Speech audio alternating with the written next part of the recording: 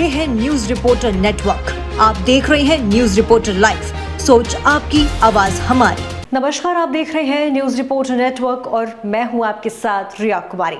खबरों की शुरुआत करते हैं, लेकिन एक नजर हेडलाइंस पर। उत्तराखंड के रूदपुर शहर में दिन दहाड़े चली ताबड़तोड़ गोलियां, बाइक सवार युवक ने 2 भाइयों का किया जानलेवा हमला। उत्तराखंड रेलवे की भूमि पर बसे 50,000 लोगों पर संकट, हरीश रावत ने मुख्यमंत्री धामी को लिखा खुला पत्र। आज मुख्यमंत्री पुष्कर सिंह धामी ने देहरादून राजकीय बालिका इंटर कॉलेज नव निर्माण का किया लोकार्पण। अब खबर विस्तार से। राजकीय बालिका इंटर कॉलेज कोलागढ़ के नवनिर्मित भवन और नेताजी सुभाष चंद्र बोस आवासीय छात्रावास झड़ीपानी के लोकार्पण के अवसर पर मुख्यमंत्री पुष्कर सिंह धामी, शिक्षा मंत्री धन सिंह रावत और कैबिनेट मंत्री गणेश जोशी, कैंट विधायक सविता कपूर मौजूद थे।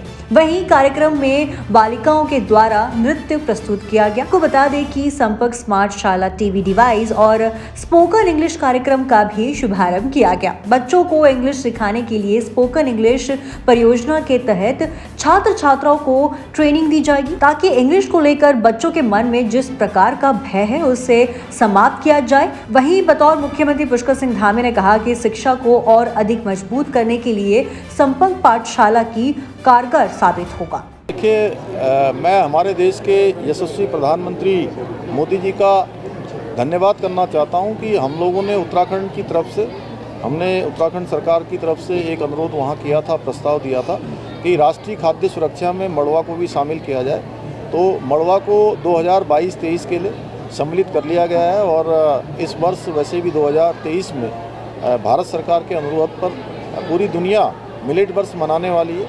तो निश्चित रूप से मड़वा हमारे लिए, जहाँ माननीय प्रधानमंत्री जी के कार्यक्रम में उसको सम्मिलित करने से हमारे मड़वा जो के किसान हैं उनको एक बड़ी प्रोत्साहन मिलेगा, उनको मड़वा की खेती करने के लिए, और वो प्रोत्साहित होंगे, अच्छी खेती करेंगे और सभी को पौष्टिक अनाज मिलेगा। खासकर से हमारे उत्तराखंड के अंदर सभी क्षेत्रों में अब मड़वा को जो है वितरित किया जाएगा। कि हमारे राज्य में अभी तक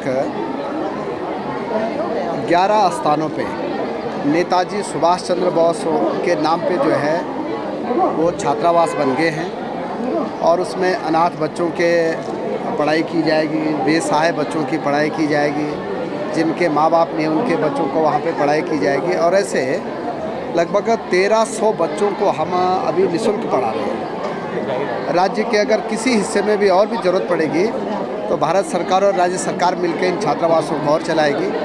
और मैं कह सकता हूँ कि शिक्षा के लिए 2023 में हम स्मार्ट क्लास से लेके वर्चुअल क्लास से लेके टीचर्स की नियुक्तियाँ से लेके हर प्रकार हम इस साल 2023 को जो है शिक्षा के क्षेत्र में गुणवत्ता पे पूरा ध्यान देने। विकासनगर में बिहार की रहने वाली एक महिला जो कि मानसिक रूप से बीमार थी, वो 1 जनवरी 2023 से अपने घर से लापता हो गई थी।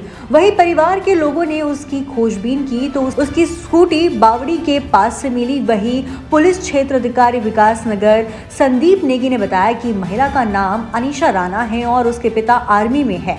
पुलिस को आज सुबह सूचना मिली कि डकरानी पावर इंटेक शक्ति नहर में एक महिला की डेड बॉडी दिखाई दे रही है। वहीं मौके पर पुलिस पहुंची और ग्रामीणों की मदद से डेड बॉडी को बाहर निकाला गया तो वो डेड बॉडी अनीशा राणा की थी। आगामी चुनाव की तैयारियों को लेकर भाजपा केंद्र नेतृत्व के अनुमोदन के बाद प्रदेश भाजपा संगठन की दृष्टि से 15 नवीन मंडल बनाने जा रही है और ऐसे में मुख्यमंत्री पुष्कर सिंह धामी की विधानसभा चंपावत में भी 2 नए मंडल बनाए जाएंगे, जिसमें एक रीटा मंडल और एक मंच तामली मंडल होगा। साथ ही संगठन के अन्य खाली पड़े पदों पर भी नवीन नियुक्तियों की जाएगी, जिसके लिए स्थानीय कार्यकर्ताओं की राय जानने और फीडबैक लेने के उद्देश्य आज चंपावत के टनकपुर नगर पालिका सभागार में राज्य शुमारी के लिए आए प्रदेश मंत्री विकास शर्मा और जिला पर्यवेक्षक अनिल शाही ने संगठन के स्थानीय कार्यकर्ताओं और पदाधिकारियों के साथ एक बैठक की, जिसमें मंडल स्तरीय चुनावों को लेकर और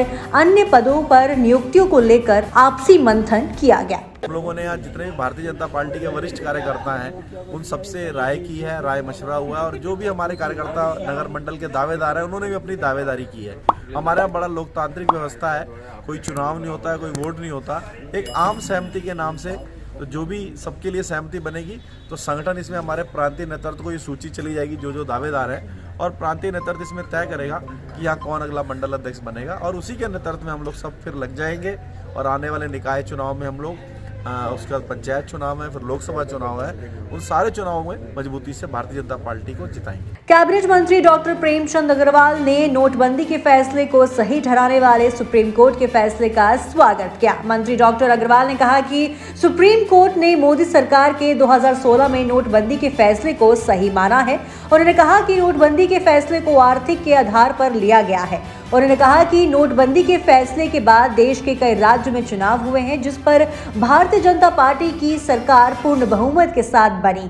डॉक्टर अग्रवाल ने यह भी कहा है कि जनता ने भी मोदी सरकार के नोटबंदी के फैसले को सही ठहराया था। बता दें कि केंद्र सरकार ने 8 नवंबर 2016 को अनाचक देश में नोटबंदी लागू की थी। इसके तहत 1000 और 500 रुपए के नोटों को चलन से बाहर कर दिया था और इस फैसले के विरोध में 58 याचिकाएं दाखिल की गई थी, जिस पर आज सुप्रीम कोर्ट ने बड़ा फैसला सुनाया है।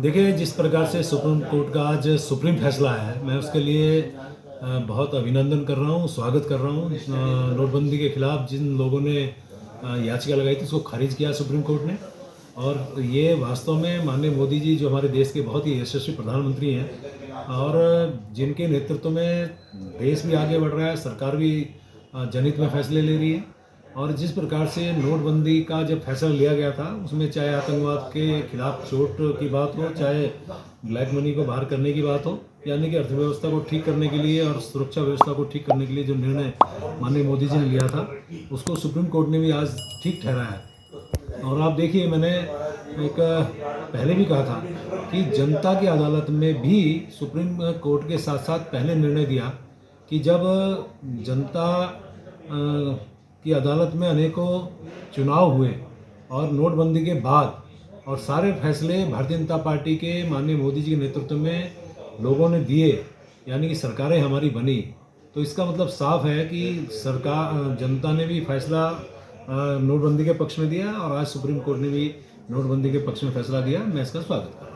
उप निरीक्षक मनोज कुमार, स्थानीय अभिसूचना इकाई लोकल इंटेलिजेंस विकासनगर देहरादून ने कोतवाली विकासनगर आकर लेमन क्रिश्चियन हॉस्पिटल हरबटपुर के प्रबंधक डॉक्टर मैथ्यू सैमुअल के द्वारा लेमन हॉस्पिटल के गेस्ट हाउस में 4 दिवसीय नागरिकों को पुलिस और अभिसूचना विभाग लोकल इंटेलिजेंस को सूचित किए बिना ठहराया गया, जो कि धारा 14 विदेशी अधिनियम के अंतर्गत अपराध है, जिस संबंध में कोतवाली विकासनगर में धारा 14 विदेशी अधिनियम के अंतर्गत अभियोग पंजीकृत किया गया।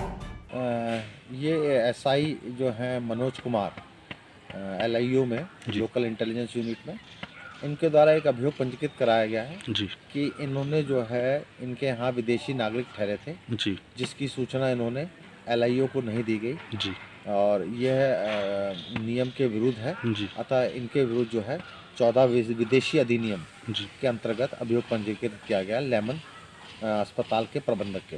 आज बाबा भीमराव अंबेडकर पार्क घंटाघर में UKSSC घोटाले के खिलाफ आम आदमी पार्टी का 1 दिवसीय धरना प्रदर्शन किया गया, जिसमें प्रदेश समन्वयक जोत सिंह बिष्ट ने धरने का नेतृत्व करते हुए कहा कि सरकार प्रदेश के युवाओं के साथ अन्याय कर रही है। UKSSC प्रकरण में जिन्होंने नकल की, उन्हें चिन्हित कर जेल में डालने की बजाय रात और दिन मेहनत करने वाले अभ्यर्थियों ने परीक्षा पास की, उन्हें भी भ्रष्टाचार की भेंट में चढ़ा दिया। अपने चहेतों को बचाने के लिए सरकार हर तरीके से निर्दोषों को फंसाने की साजिश करती रही है। विधानसभा भर्ती घोटाला हो या फिर UKSSC प्रकरण हो या बहन अंकिता भंडारी हत्या हो, सरकार अपने बड़े नकाबपोशों को अपनी शरण में लेकर उन्हें सुरक्षा प्रदान कर रही है। रुड़की में नव वर्ष के अवसर पर पुरानी तहसील श्री राधा कृष्ण मंदिर स्थित एक भव्य भजन संध्या का आयोजन किया गया, जिसका संचालन श्याम मित्र मंडल रुड़की और इस भजन संध्या के आयोजक मेयर गौरव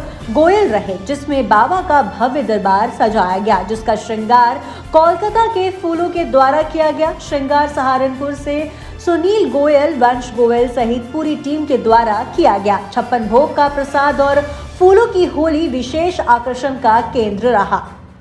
तो आज के इस खबर में बस इतना ही। देखते रहिए न्यूज़ रिपोर्टर लाइव। धन्यवाद।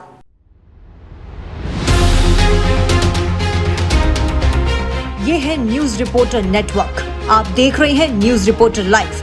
सोच आपकी, आवाज हमारी।